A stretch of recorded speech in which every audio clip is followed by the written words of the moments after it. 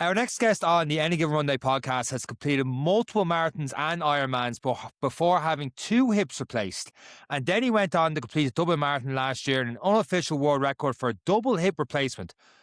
I kind of wish that was the reason we had our next guest in the podcast, but sure, we'll let him tell you the reason why himself later on in the podcast. Lawrence Mooney, welcome to this week's episode of the Any Given Run Day podcast. How you getting on? Thanks. I'm good, yeah. How are the new hips for dancing? They're pretty good, actually. Yeah, I don't get out much these days, but they're fine. And I'm doing dry January with no choice of my own at this stage, you know. But anyway, yeah, they're We'll good. get into they're that strong. a bit later. Apart from having WD-40 in your pre-race kit, where obviously Sean has said you've done multiple marathons, multiple Ironman. Where did the love for running? How did you get into running, and how did you get involved in the sport? Well, I used to. I actually changed sport because I used to play squash a fair bit when I was a bit younger. But that's kind of hard on the knees, so I'd had multiple kind of knee operations and clean outs and whatnot. So I couldn't really do the movements anymore on the squash court. So I kind of took up sprint triathlons, and the first one I'd actually done was, I think it was in 2013 or 2009. Actually, was King of the Hill in Cork. So, and I thought that was going to be my last one, but then a friend of mine, because I mean, I don't know, anybody that's new to triathlon, you find it very difficult to come off the bike and start to run with your legs are a bit jelly. But look, it's just practice, and you get used to it over the years. And now it kind of comes second nature, really, you know. So it's all that movement of not going sideways; it's just going straight in front of each other. So that's kind of how I started there. And a friend of mine, he had recommended we do an Olympic distance one, you know. So we started doing a thigh. That's when we used to do a lot of the ones there in Ireland. But of course, with the traveling nowadays to these races, it takes half the day to get there, you know. So no, then we kind of just started to go and do a few ones abroad. Have a bit of fun when we went to Mallorca. Was one of the first ones. The guys, a lot of them fall off by obviously getting married and having kids and so on. But I kind of work for myself, so it's kind of handy that I can do the training myself, you know. So I'm not any part of a club. So yeah, that's how I got into it, and I just kept going. You know, it's always a few in the calendar every year, just to keep myself active. You know. Most people, when they pick up triathlon, it's usually, and particularly in Ireland, it's always the swimming. It's most of us have not become a competent enough swimmer over distance. What was your biggest barrier to it, apart from the knees? But to get into sport, were you able to swim? Because a lot of people are thinking that even as this episode comes out, triathlon season is going to be coming around the corner, and Triathlon and one you've mentioned is always one on the list for people to get involved in. So what was your biggest barrier to triathlon?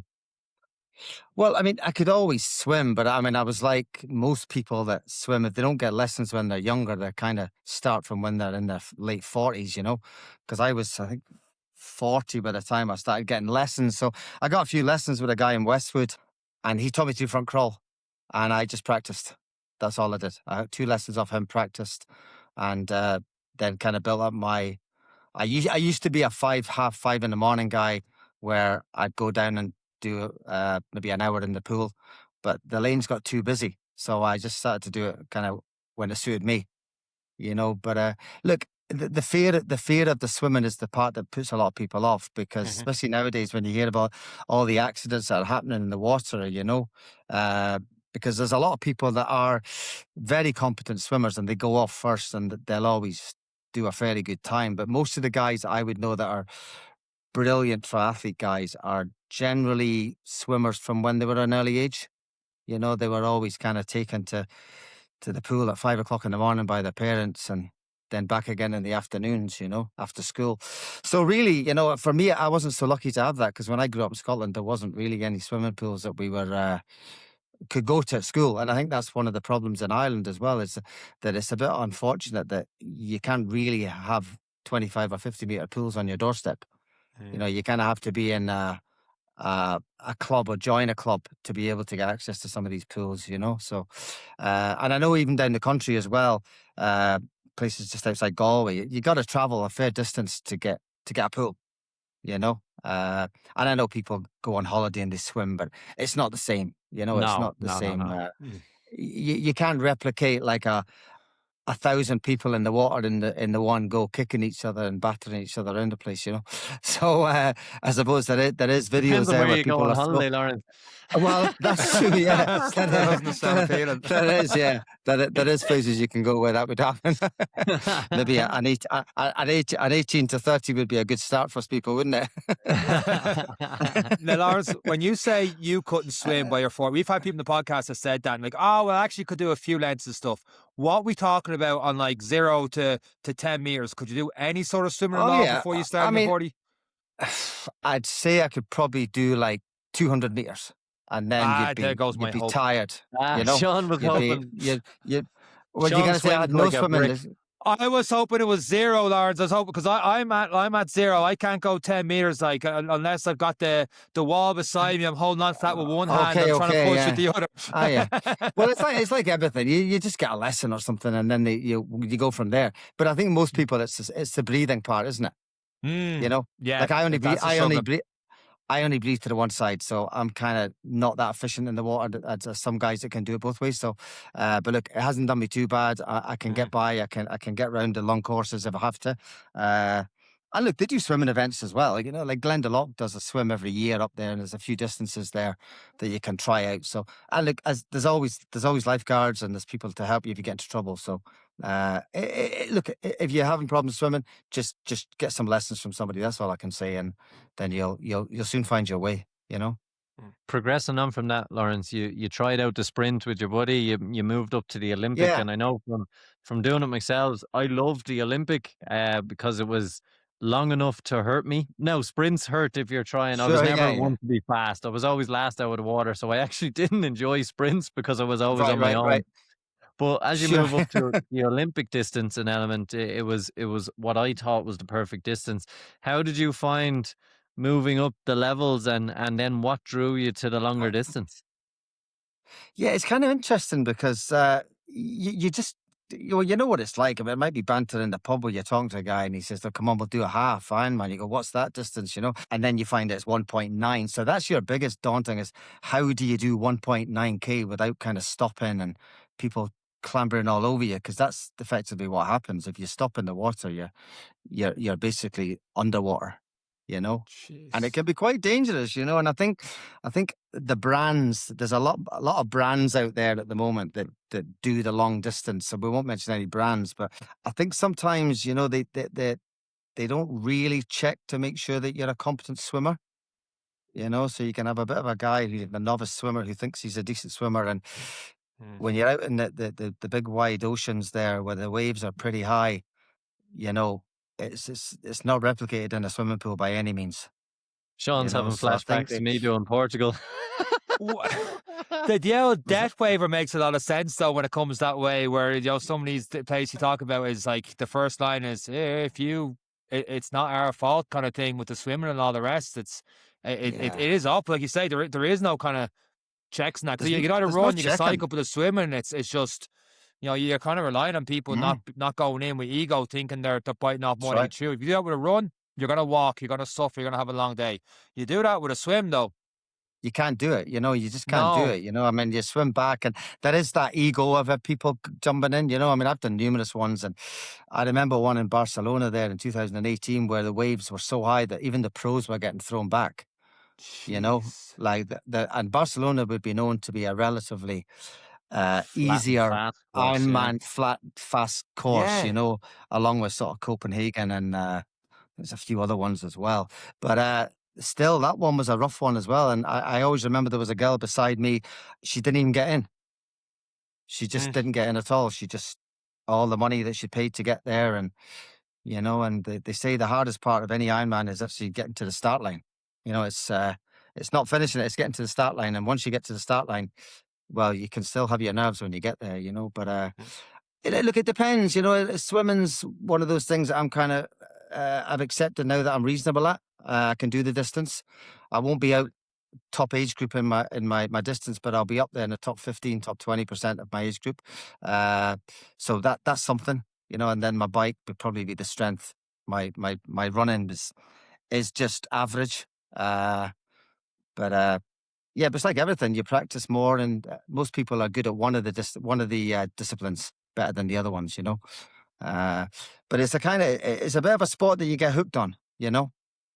It's a bit of a sport you're getting hooked on. So, and it's getting very popular now, isn't it? It's probably up there Absolutely. with high rocks now as well. Everybody's you can take your top off as well if you want, you know. But you get disqualified in triathlon if you take your top off. Lawrence, there's a load of things to talk about, but I was trying to do a bit of homework on you. Did I Yeah. see a video of you back in 2020 talking about just when you said bike was your strongest, and if this is wrong, I'll cut this out. But there was a Lawrence Mooney talking about reformer Pilates. Oh yeah, this was yeah. the bike's the strongest, and you're big on that for your core, and that helped you through the triathlon, helped you faster on the bike. Sure. Reformer Pilates is something we have not talked about, geez, pretty much at all over 300 episodes of the Sure. podcast. Yeah, What led you to do that to complement that with your triathlon training? Well, a guy I used to train with, actually, a guy, Will Byrne, he had his own studios. So they were doing a video for the company, and he asked me would I do some reformer the promotional video for them. So we did, you know. But I really found that, like, I don't really get. I mean, it says me that's got 2 new hips, but I don't really get injured other than the wear and tear of the hips, you know. Right. But like for the reformer, it's more your body strength that you're using, you know, and it's machines. And again, like that, they're again very popular as well now. There's a lot of people in the media now that will swear by reformer, you know, as opposed to just the mat Pilates as well, which is fine as well. There's one I use a new studio now up in Powerscourt. The one opened up there now, so it's good. You know, I try and do that 3 times a week in the mornings. Just to keep myself in shape, really, I suppose, you know. And I suppose at the moment I can't really do very much because I'm kind of out rehabbing at this stage. So I'm dying to get back doing that again. And we'll definitely get to that story. Before we do, we've completely jumped your marathon journey. Am I right in saying 2013 was your first Dublin marathon? Do I have that right? I think I did that one. Yeah. I've done it a few times actually, Dublin. Yeah. So I think my times are getting slightly slower, but look, I would never be a sub 3 guy, you know, because you got to really put the training in if you want to get that level. But no, 2013, yeah, and it's a long way, and a marathon's a long way, you know. It's people take them for granted, but you know, it's you have to put in the training, and I suppose some people say that you can get away with a marathon if you do a lot of biking, which I kind of found that I don't do the typical marathon training that most people would do. You know, when I see guys on their Stravas doing like 70, 80K a week, you know, and their long runs on a Sunday, I wouldn't really be one of those guys. My long run generally would be on the day. So I don't really go out there and do like 37K runs or 35K runs.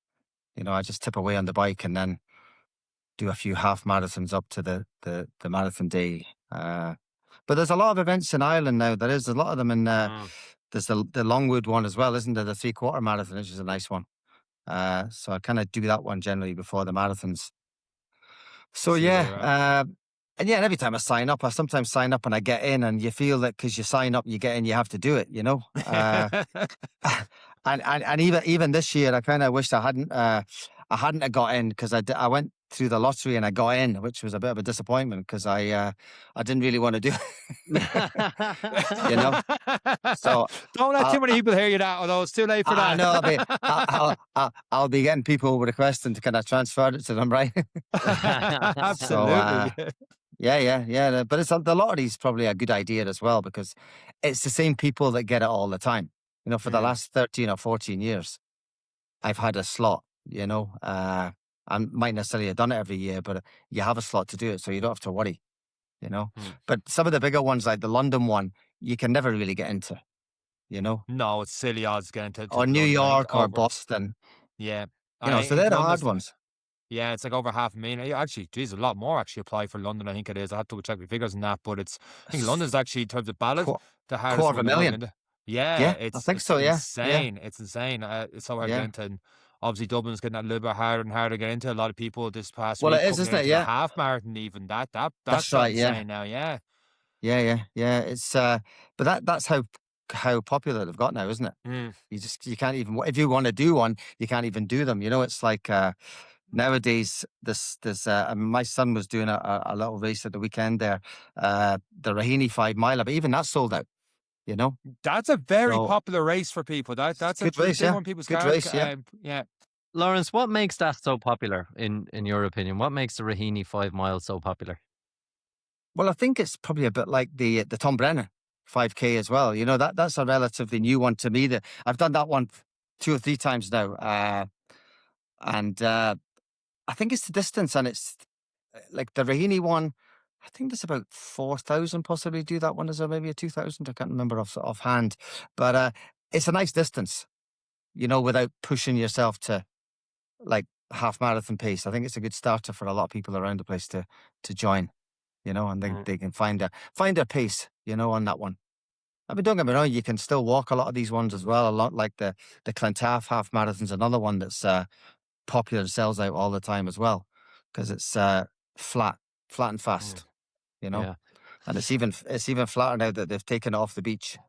I don't know if you've ever done that one because No. you used to have to. I've heard about it on the beach. Awful. Yeah, yeah. You used to run on the beach, and if you weren't fast enough, you'd be running through sand and water on the way back because it was kind of out to sort of towards Sutton and then back again at a turnaround point. But if you were a bit slower, you get wet feet on the way back in. So, but they changed it now. It's straight out towards Sutton on the road now. So it's it's a popular one as well. Yeah. Just to bring you back before we move on the different races to talk about the training on the triathlon side and then into marathon. One of the best marathons I've done came off the back of doing my first triathlons and plenty of triathlons. And like that, I don't think I ran much further than a half marathon distance or maybe a little bit more. What are the benefits that you see of mixing the two when you want to come up to? We'll talk about Ironman or full distance triathlons later, but when it comes to just running a marathon, based on you're doing reformer Pilates, you're doing swimming, you're cycling, and protecting the body, but still training the body. What benefits do you see of the multi-sport transitioning into just the running? Well, I think like with most runners, they're generally, you know, it's a one-trick pony, really. You know, a lot of the runners, and if you do get injured, you really don't have much other choice. You know, whereas for me, as I say, my main would be the bike, so I can mix it up pretty easily. You know, and if I don't feel like biking on a Sunday because it's raining outside, I'll go down and like do a swim, or I can do a watt bike or something in UCD, because they've about 10 watt bikes down there that can be used. But I just think it's just having different multi-sports is a better idea than just one, you know. But there again, you know, a lot of people that pure bikers just they don't do triathlons. Yeah, pure guys that do racing, they're not really interested in triathletes at all, you know. But it's a different sport altogether as well, because I think in cycling, I've never really done any competitive cycling apart from triathlon, but you know, you can't draft in triathlon. So you can't sit on the back of somebody's wheel, you know. So you'll get disqualified. Well, you won't get you'll get disqualified, or you get points or something, you know, cards against you. So it's getting fairly competitive that way on the basis that like you can do a lot of drafting in road cycling, as you're aware of, you know, when in triathlon you can't do that. So you get a bit more found out in road biking really than triathlon. And then in terms of the training, then moving it on, you know, when you're coming off a 2-3 hour cycle, zone 2, and keeping the heart rate relatively easy, that transition into running, because Sean has seen me transition into running in an Ironman, and there was a moment we all thought I was not going to stand up off the bench. How did you find that transition into the marathons and into the running and the long distance running? Oh, it's hard. It's no doubt about it. You know, it's practice. I mean, that's why they have these brick sessions that people come off the bike and wobble around the place for a few 100 meters. And then I suppose it's like experience. You just get used to it. You know, you just got to practice it, you know, and when you come off the bike. Yeah, I always remember the first one in King of the Hill, and it was there's a hill there. It's only a 5K run, but I mean, you were walking up the hills. You know, it was... But then, you know, you kind of, you weren't as competitive as you might well be now, you know, because most people be competitive in these races, you know. unless they're just pure beginners. But no, I think it's good, and it's good tests you. It's a good discipline for yourself as well. But the running, yeah, it's just practice. That's really all it is when you come off the bike. It's practice. I mean, it's the same for everybody when they start. Nobody's an expert from day one. So it's just persevere with it, and you'll find yourself running as if it's second nature off the bike. Throughout all these marathons and Ironmans over the last 10, 15 years, since 2009, doing these kind of things, when someone asks you about like what do you do for sports wise, do you consider yourself more of a marathon Yeah. runner, more of a triathlete? Is there one over the other here, Lawrence, for you? I'd probably say I'm more retired at this stage, to be honest. And then I've been retired for the last probably 5 years. Ever since I got my first hip replacement, I was kind of told that it was all over, and well, it's trying to keep a good man down. So you start going back and doing a little bit, and then also you feel that you can do a bit more. And I always remember when I did my first marathon. Sorry, my first marathon after a hip replacement. I was kind of skeptical how would it go, but it went pretty well. I did under the 3:30, and I was fairly happy with it. But it's just muscle. It's just muscles. I think the hardest part of a hip replacement for me was, they've just cut the muscle, because they cut the glute at the back, and then you have to rebuild that muscle up again. So a lot of people don't do the rehab on it. Were you told during the rehab stage, hey, you get this rehab right and you could be back running, or were you told that surgeries can go either which way? You're told that there's a possibility that you won't run again or do triathlons again. Was this all leading up to this? They don't recommend it. Okay, right? Yeah, they don't recommend you running, but there's so many people that have actually done it over the years, and I just think you got to listen to your body all the time. And I know loads of people that the first time I was told you need a hip replacement, it was devastation. What led to that, Lawrence? As in me getting it, or just the devastation? Just the first time that you got that led to that conversation that you were told, hey, you need a hip replacement. Yeah, well, see, you look back on the signs, and you can go to as many physios as you like, but the reality of it is they're not going to fix you from needing a hip replacement. Right. I know physios won't want to hear that, but the reality of it is that you could spend thousands and thousands of euros on a physio, and you're not fixing bone; it's deteriorating, right? Correct. Yeah, you've got bone on bone, and if you've got bone on bone, there's no fixing that. No. I know they do two types of. They do a resurface of a hip now as well. They've been doing that one for years as well. I don't know if you know the difference between that one there. No, they don't hammer it down the femur. If you ever look at a hip replacement, how it works is there's a ball and socket, and then I suppose, without looking at a diagram of a full hip replacement against a ball and socket one, which is the resurface, is they just resurface the actual socket of the hip, so they don't go down to the femur. So it's probably as much as a recovery as the full one, but they don't do them as much in Ireland anymore. Okay, that's my experience of speaking to people in the past, that they generally just go for the full hip replacement ones. And some guys just give up after it, and say, I've done that, I'm not doing it, I'm not going to do runs on anymore, or do any particular times. You've a double hip replacement then? I didn't get them at the same, you didn't get the same time. What kind of gap are you talking about? I got 3 years of a difference, till the other one went. So and did you know after the first one that the second one could go, or when you got back running, you're like, shit, the other one's at me now? Or how did that work? I didn't really have any. You always think, why was it just one, But there again, you can compensate by taking the pressure off one hip and putting onto the other one. I always remember times when I would maybe do a 10K and they literally couldn't lift your leg back into the car, because the pain in your groin was horrendous. It was really sore, So then you kind of wondered what it was, and then you go for injections, and it works for a while, and then you got to realize that you better bite the bullet and get it done. And I have a friend of mine who's in the matter there. He's a spine consultant, and he's recommended I go for an MRI, and it showed up that I did have arthritis on it. So I said, look, let's just do it. Let's get it done. How was it mentally to go from, right, we've done this, we've recovered, we've done our glute exercise, we're back, we've covered a marathon, and now it's like, oh no, we're back to this again. What's the mental side to that, Lawrence? Well, you just know what process you have to go through, But funnily enough, you can actually be out longer than breaking a leg. You can be out longer breaking a leg than you can after a hip replacement. Really? You know, I mean, like my own experience was I was kind of back jogging after about 3 months. Okay. Now, if that's people might not recommend that, but like I'm not going against any consultant's advice at all. I just listened to my own body and I'd run on grass. And I think when you get to a certain age, any kind of running, you know, you don't want the impact on pavements and roads. And, you know, you want to maybe start running on like a bit like AstroTurf or grass if you can. But I mean, sometimes that's not available to people, so they got to go running on the road. But it does take an impact on your joints, as you're probably aware yourself with all the guys you know, and even yourselves. You know, it's like there's only so much running on the road you can do. And of course, nowadays you've got the super shoes that take a bit of the pressure off. You know, and that's a big deal now. The shoes now, what people are wearing as well, they're giving you a bit more bounce.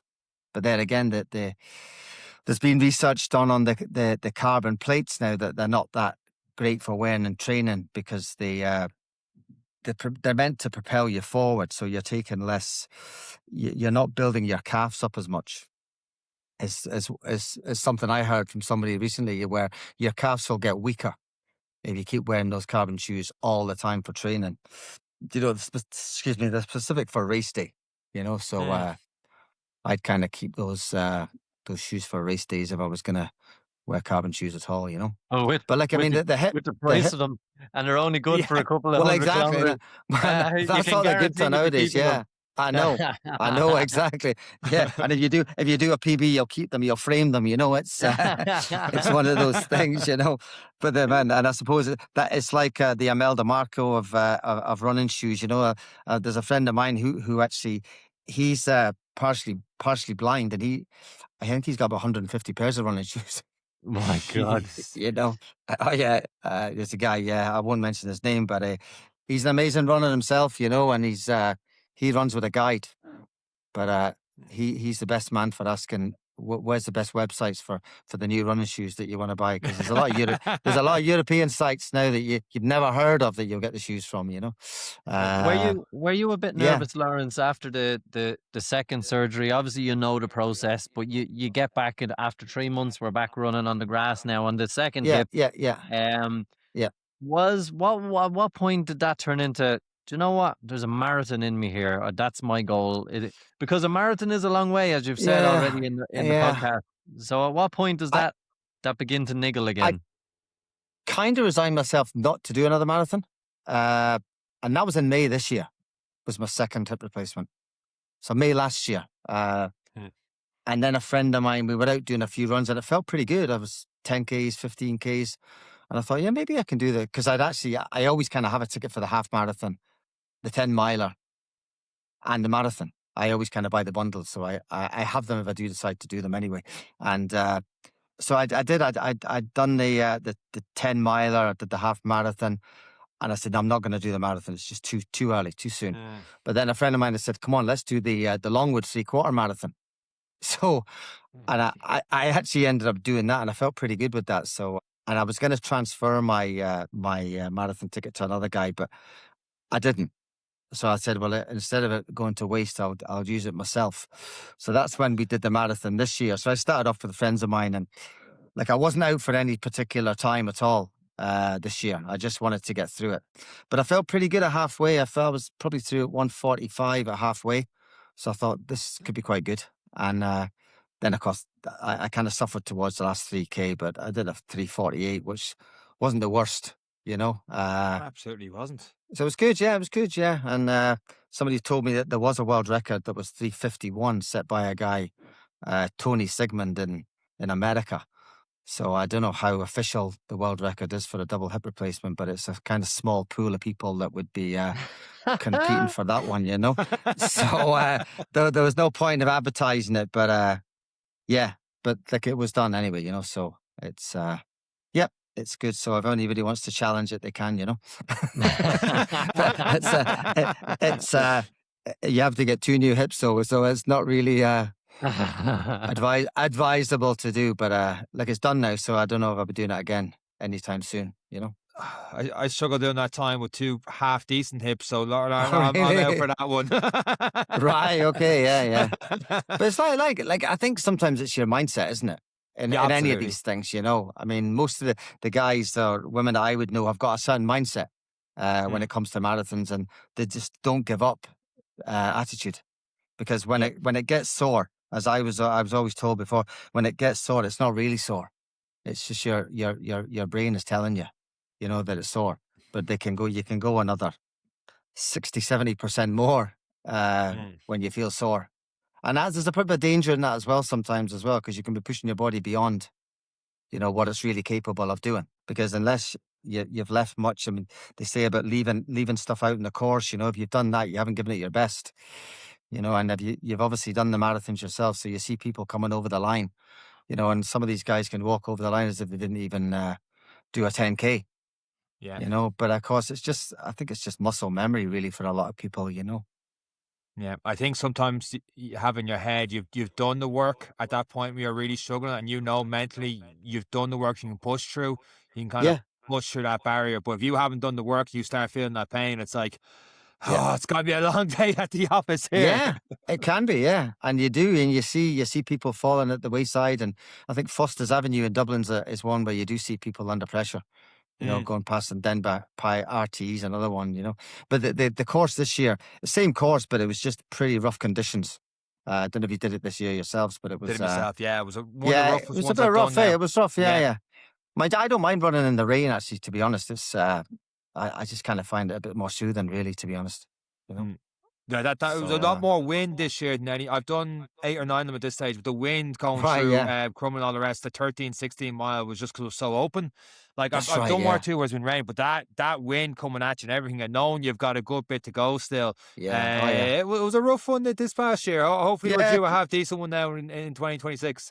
I hope so. Yeah, well, maybe I'll get that if I got a ticket for that one. I'll see if I can do that one, but I don't know if it's on the cards this year. To be honest, I definitely don't think it's advisable. And You, what happened to me there yeah, on you ran since Dublin Marathon though, did you? You ran? You said something about Tom Brennan 5K or something New Year's Day. Did you do that this year, Lawrence? Did you do that? I started to do it actually. I started off doing it. I done it the last 3 years actually, and then this year I was going to do it with my son, but he decided he wasn't going to do it because he has a sore problem with his ankle at the moment. So he's probably got growing pain in his ankle because he's only 14. So he didn't do it, but I did it, and started off doing it. So it didn't really go to plan, as you well know, and it's a bit of a yeah, it's a hard one to stomach at the moment because as you know what happened, I kind of had a bit of a disaster halfway around, and I collapsed.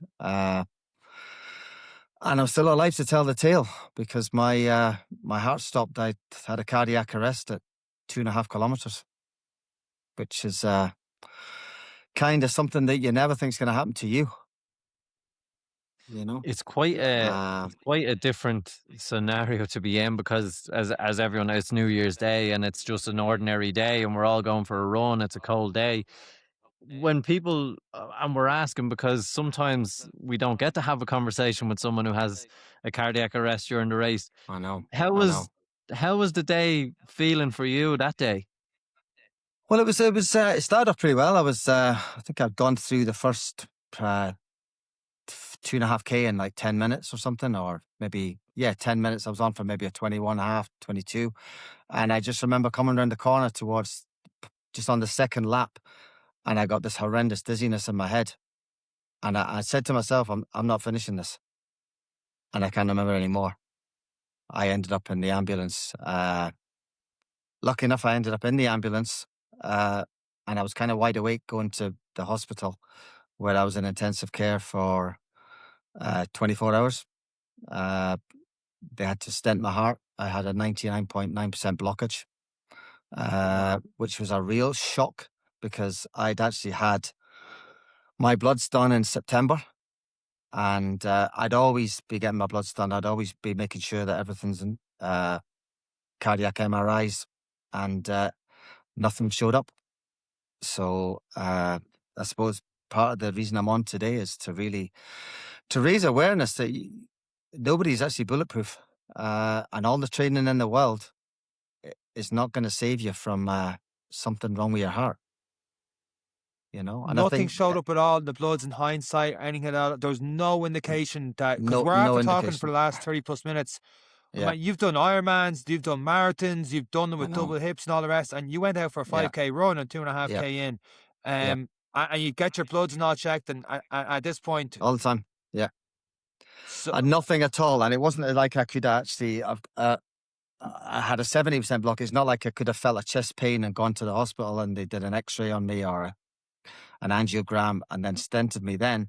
Because some people that have heart attacks can actually physically go into the hospital themselves. They can walk in. They can get their x-rays. They can get their angiograms. Or there's other tests they can do as well. But I had no chance. I was dead on my feet for like, some people say it was like 7 or 8 minutes. Other people that I spoke to, I mean, Eric, you were there, weren't you? So you somebody said to me maybe it was 13 minutes. But the scary thing, there's another guy. I mean, I'd like to thank a lot of people, obviously, when I'm on here as well tonight, because I've got the names of a number of people. There was another guy, Owen, there, who's actually a friend of mine. And he was right beside me when I fell. And I was asking him, and this is the quite scary part, that he said, you actually started changing colour very quickly.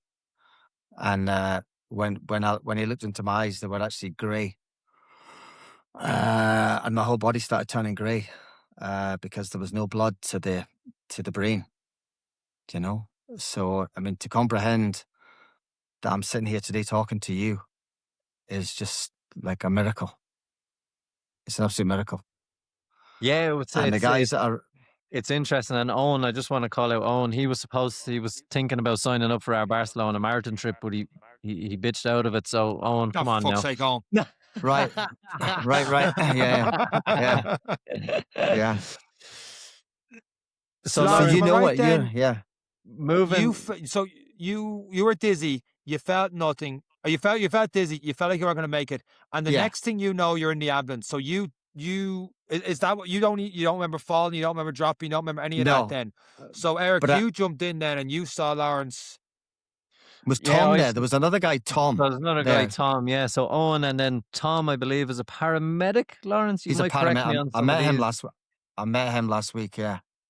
Yeah, and I arrived pretty much soon after Tom, and between the two of us, we were between checking pulse and everything. We knew that CPR was the next thing that needed to happen, because there was as you've correctly said, and as Owen probably highlighted, you'd lost all color. You weren't breathing, and we couldn't get a pulse in your groin, your neck. So it was quite obvious.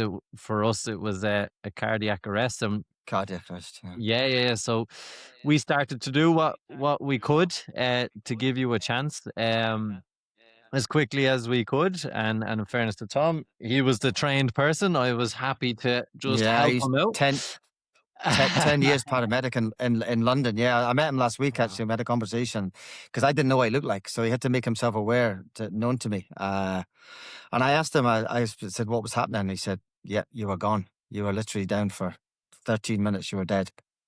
Yeah. And he told me statistics as well. The statistics are quite scary, that even in the hospital, they were telling me that 95% of outside cardiac arrests don't survive.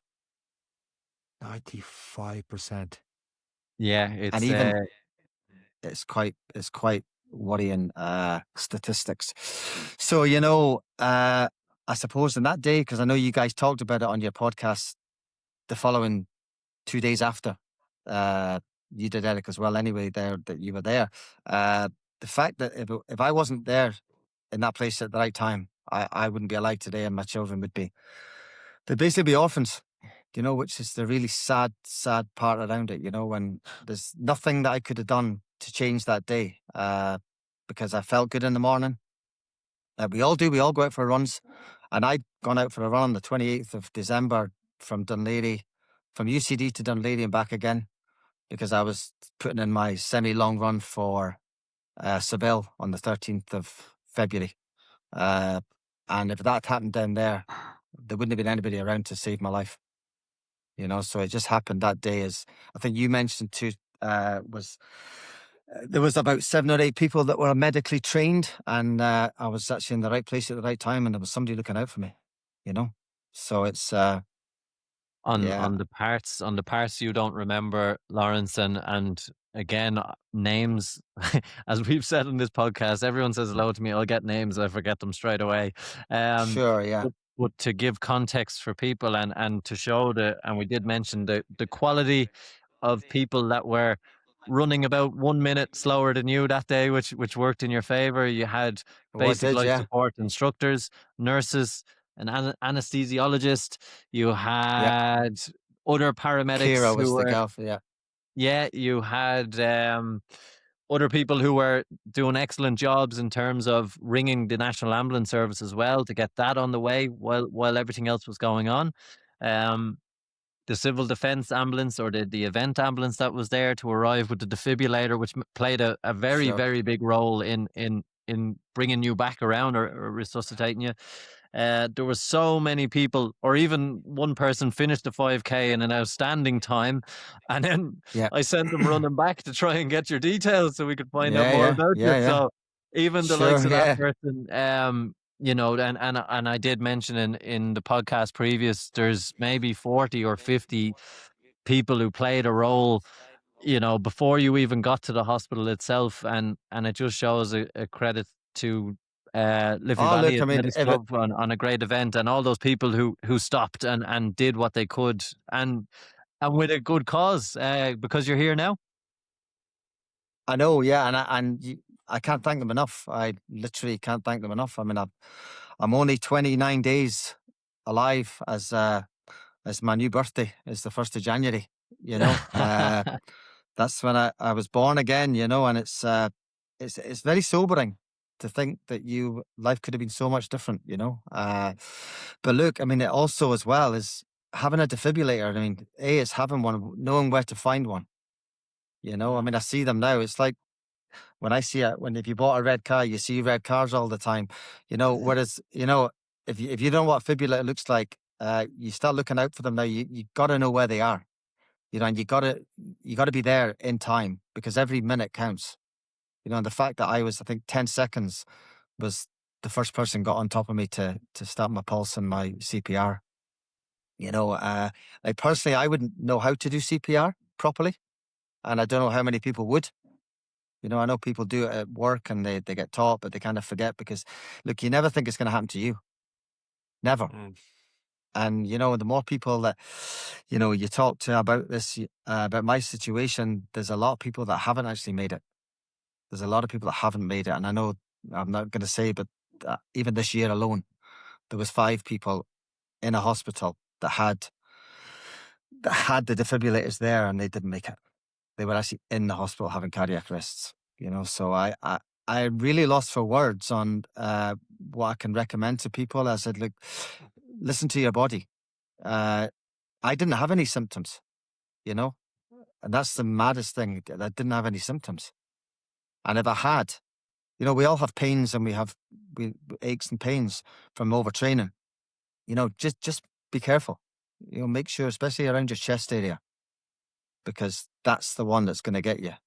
You know, and it's not a scaremongery thing to say to people because I'd be the first person to say, no, I'm okay. I'm nothing wrong with me. You know, and before you know it, that's what happened to me. And a friend of mine that was actually doing the race as well, his phone was in my car, and he was waiting for me. He thought I'd just run away, I'd driven home, and he didn't actually realize. He said the last person. He said I saw some guy. I saw some guy getting carried into an ambulance, and he said, that guy was probably out last night. And he shouldn't have been doing it today, right? But he said the last person I thought it was you. He said only when you never turned over. So I mean, like, you know, and how many times have you seen somebody? Because we've all done even small events. I mean, this was a 5K. You know, that's a Compared to warm what up you've in some done. people's. You Mm. know, a 5K. You know, and you walk past people, you run past people, you see them on the ground. You know, nobody's going to remember your time, but they're going to remember you helping somebody. So if you see anybody in trouble, there's always another race.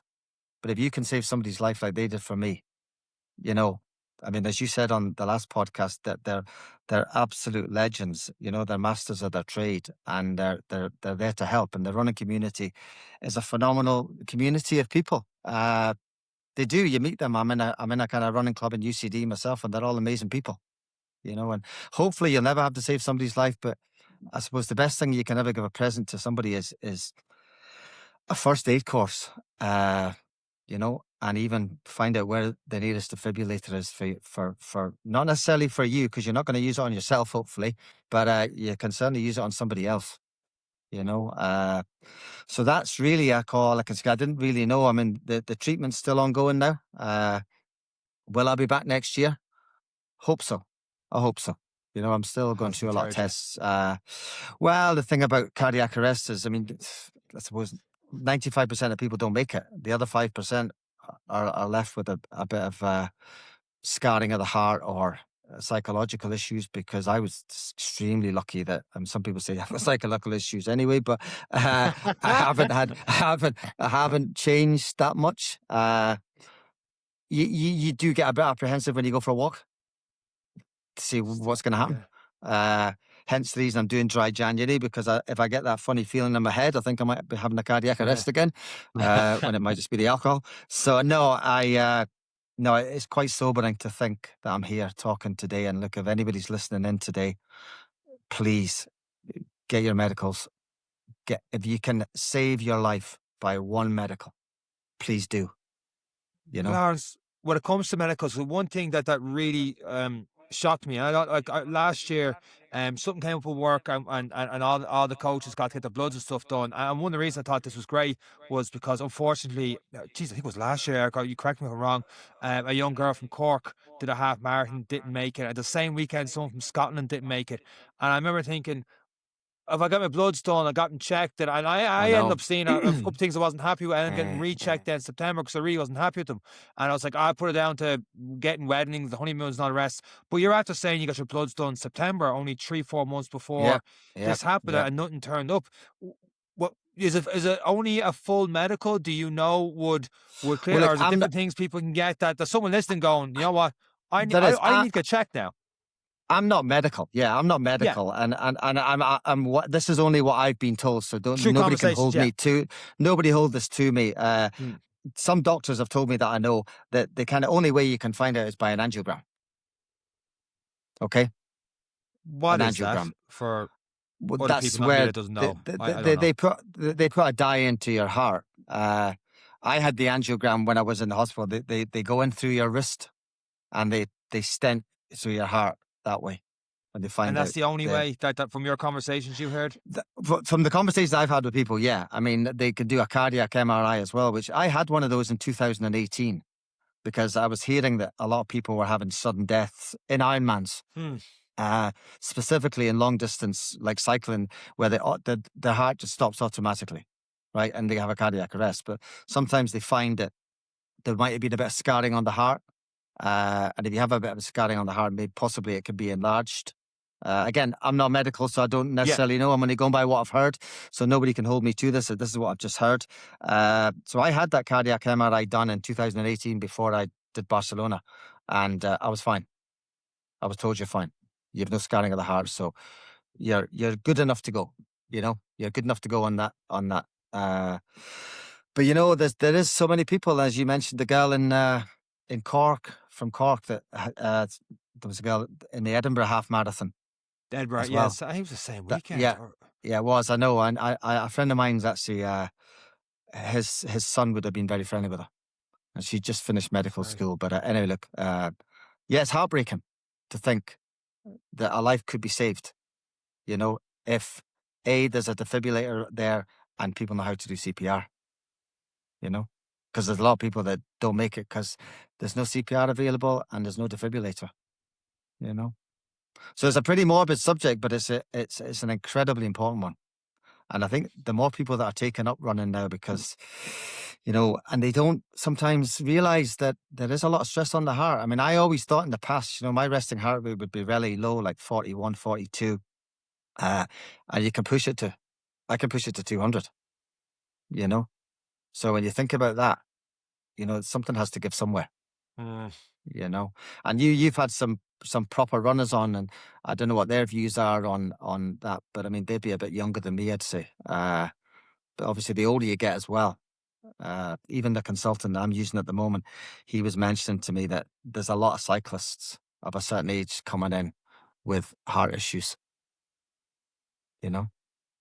So I don't know. I'm not saying to people, you know, it's all doom and gloom. You know, when your time, I suppose, when I was told my time wasn't up. The girl in the hospital told me it wasn't your time. So here I am, you know.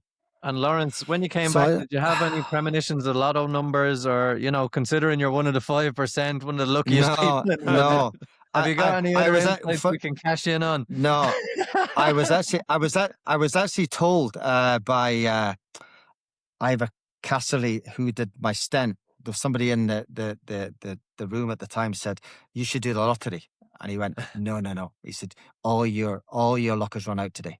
Wow, So that's one way of looking at it. so there's no Jeez. way I was doing the lottery there, you know. But anyway, look, I'm here to tell the tale, and look, if I can help anybody else, they can reach out to me, reach out to you guys. And look, I mean, even now for me to get a first aid course now is you got to find out where they are, you know, to be able to learn, you know. And Lawrence, you said it's that probably the best. January 1st was your birthday, I suppose, and new. Is this now a shift in the mentality for you in how you move on? Because it is a lot to process. Yeah, It's a lot to process, and there can be elements of guilt. There can be elements of shock, especially when you hear the percentages and your luck has run out and this and that, and you've used I it know, all. I And know.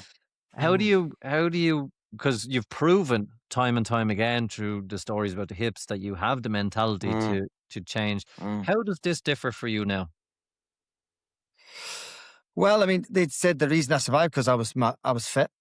So I mean, you know, and it's just how does it change? You know, well, you're the only person can change because nobody around you is going to change. You know, you come back into this life as a new person. You know, because I mean, I suppose statistically I should be gone. You know, and I'm not saying it was joke aside, but my wife was actually saying to me, "We were coming up for your month's mine if you had died." You know, Oh, that which is a is it's quite sobering, right? You know, we yeah, were joking, but like, you know, Yeah. you have to see sometimes a different side of it as well, yeah. because all those things go through your mind. All those things go through your mind. You know, what did I leave behind me? You know, what did I not do? You know, I left that house at 7:30 in the morning that day, and my kids were in bed still. My daughter was in bed. My wife was upstairs, and you know, and I didn't say goodbye because it was too early. I left the house, I think, 7:15, you know, and I wasn't coming home. Wow. Only for the amazing guys around me on that day, you know. And as you say, if I was a minute behind those guys or 2 minutes behind those guys, I was thinking the unlikelihood of another 7 or 8 paramedics behind me that way was fairly slim. You know that, I mean, there'd have to be like 14 or 15 paramedics in that race. Well, it wasn't that big a race. It's a great race, It's not, big, but it's not a requirement for signing up. But yeah, so look, everything was for me that day. Everything was for me that day, and I'm so grateful that I'm here to be able to tell the tale. And yeah, and then I don't know what to say really, you know, other than that. I thank the people individually. You know. And Lawrence, I suppose we are coming up on the hour. We've taken up a lot of your time, and I know you did want to extend thanks one more time to people. Is there anything you want to say as a final word? Yeah, I mean, first of all, I mean, I've got some names of people that I'd like to thank. I thanked Tom because I met Tom last week in town. He was over from the UK, so we had lunch together, and again, he kind of highlighted to me how lucky I was as well. And Tom actually made me feel bad because he went and finished the 5K afterwards. I walked back. He did. And then he kept going. I was like, "That's right, yeah." Way to make me feel he said bad, that Tom. He finished.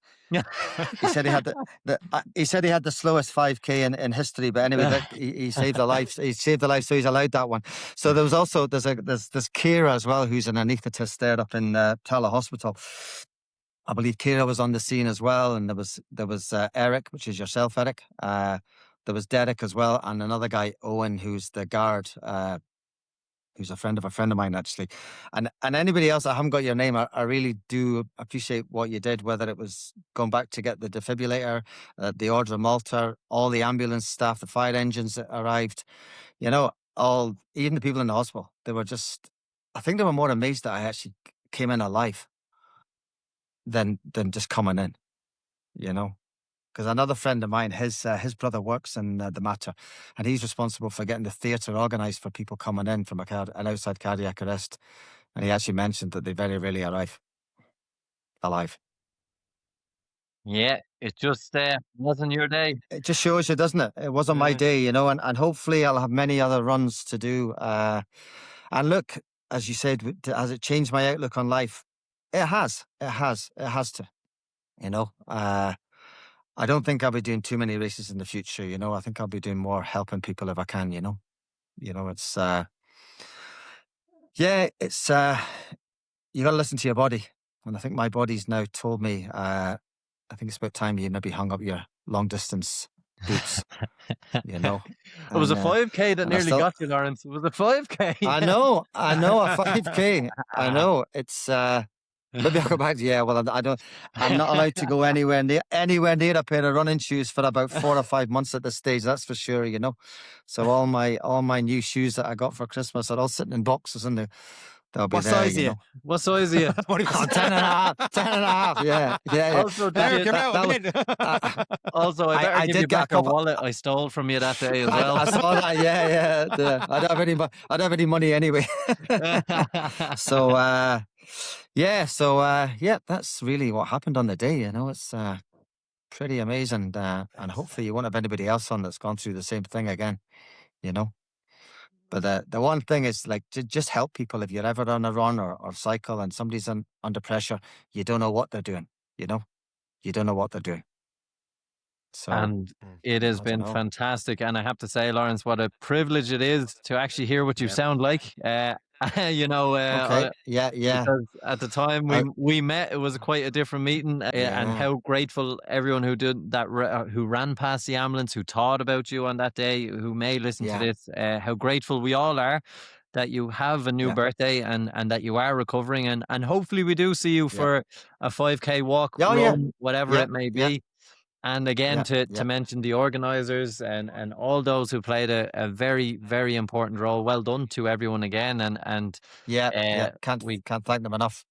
Yeah, it's been fantastic to get to speak to you. Fantastic to hear your story, and hopefully many more to come, Lawrence. And thanks so much for giving us all your time on this week's episode of the Any Given Run. No worries, that's great. Well, thanks for having me on. And that is it for myself, Lawrence, and Eric.